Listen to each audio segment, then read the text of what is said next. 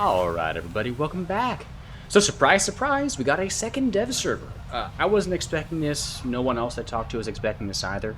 Even Gazasby, the guy who does all the data mines, said that he thought that the update was going to be coming tomorrow, but surprise, we have a dev server for the next 3 days, and so there's some changes to talk about, some of which I'm actually really excited for. Now, if y'all haven't seen my rant video on why this patch made me angry, I would still recommend giving that a watch. I still stand by a lot of what I said there, but Gaijin has actually listened to our feedback and has made some pretty decent changes so far this patch. So I'm still angry about the patch, but I'm not as upset as I was. So first and foremost, one of the big things is the Mirage got some pretty nice changes. On the first dev server, it only had AIM-9Ls. It got AIM-9Ms, with the other planes in the last day, but still, it didn't have any Sparrows. Well, now it does. Gaijin went ahead and gave it the AIM-7M, which is great. For those of y'all who didn't know, Israel was the only nation at top tier that didn't have any top tier jet that had Sparrows. The highest thing it had was the F4E at 11.0, which, as we all know, isn't really that competitive nowadays. And it seemed like it was going to stay that way this patch, but they actually went ahead and pulled through. Now, it's still going to be worse than the US F-16C. It's still heavier, it has a worse engine.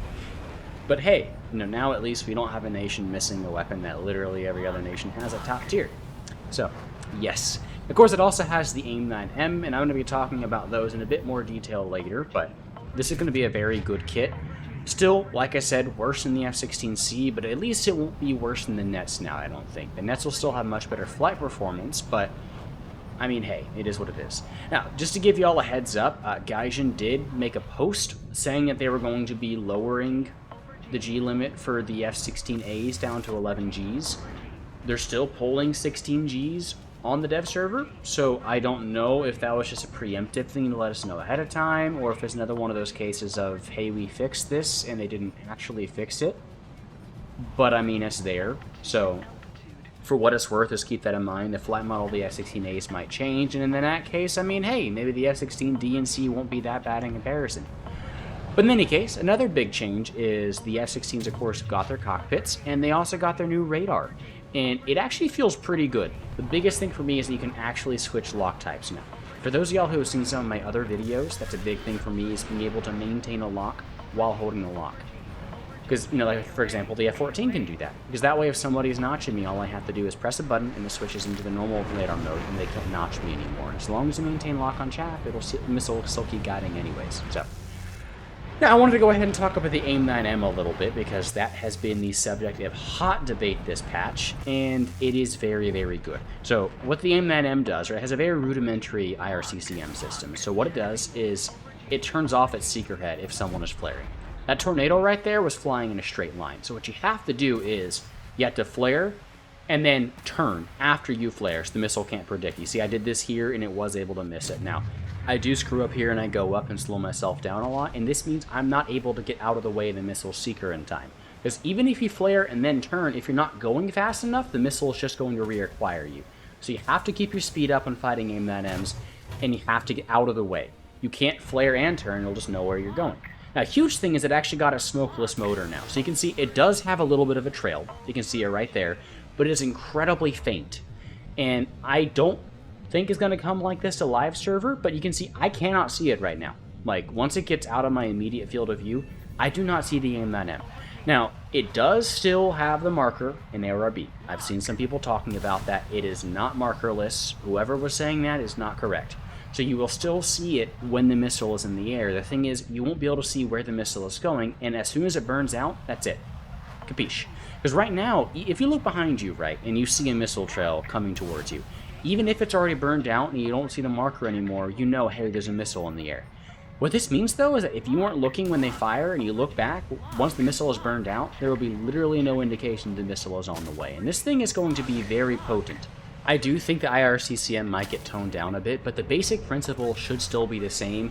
You have to flare and then turn, and most War Thunder players aren't going to be able to figure that out for a very long time. So even though the R73's IRCCM is expected to be better on the live server than the AIM-9Ms, I still think this thing is going to be very strong. Just both the smokeless motor and the IRCCM, which, while rudimentary, will still do a very good job, especially against people that don't know what they're doing and just fly in a straight line and flare.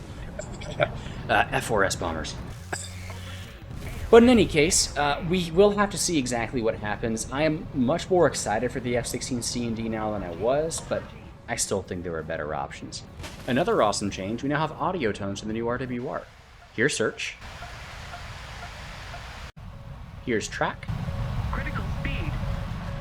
And then here's your radar missile fire warning. Over G. The Mirage 2000 also did get a pretty big buff because the Magic 2 now has IRCCM. It has a very similar IRCCM to the R73, and you can see once it gets close, even in the head-on, it's going to be ignoring those flares.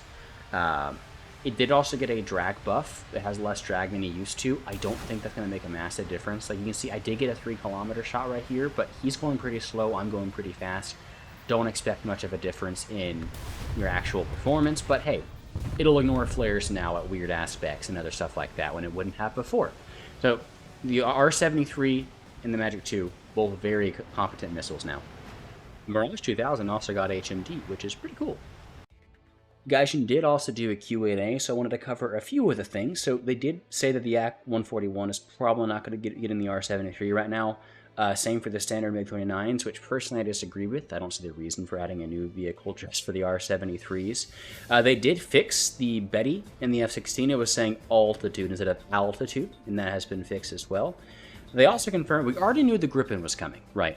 But they confirmed that a aircraft for Great Britain is also coming this year. I don't know what that is. Maybe it's a special Tornado with AMRAAMs instead of just giving it to the current one. Maybe it's a new Harrier, or there's a slight chance it could be Eurofighter.